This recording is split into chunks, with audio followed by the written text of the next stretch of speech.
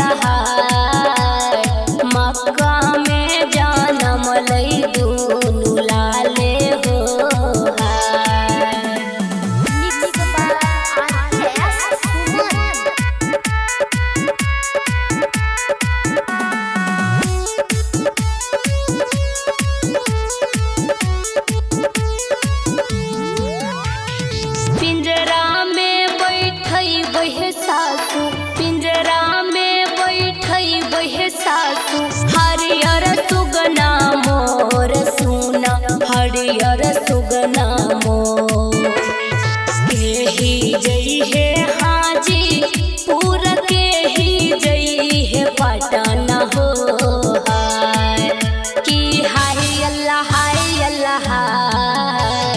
केही जई है बेतिया सहरिए हो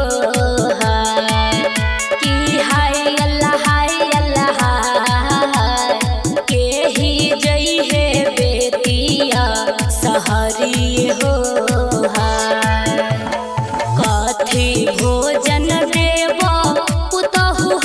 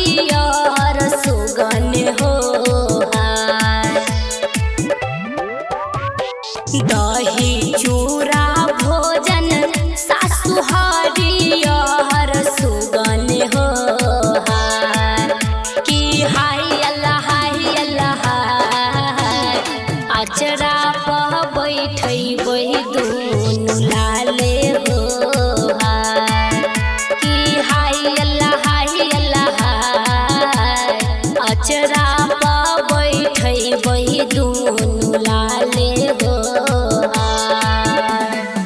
मिक्स बाय आरकेएस सुमन।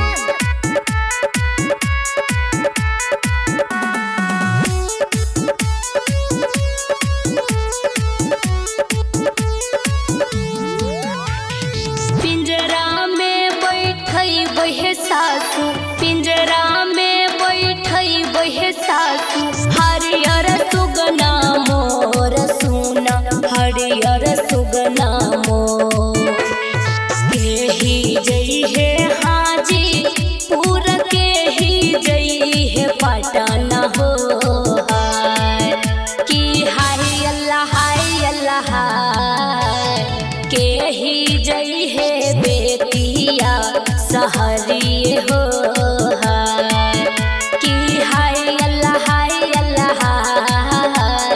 केही जई है बेतिया सहरी हो हाय। आंगना बैठई वही सासु हरियर सुगना हो हाय। आंगना बैठई वही सासु हरियर सुगना हो हाय कि हाय अल्लाह हाय। अचरा पखियै वही दुनु लाले हो हाय कि हाय अल्लाह हाय। अचरा पखियै वही दुनु लाले हो हाय। Radha digital recording studio Saharsa.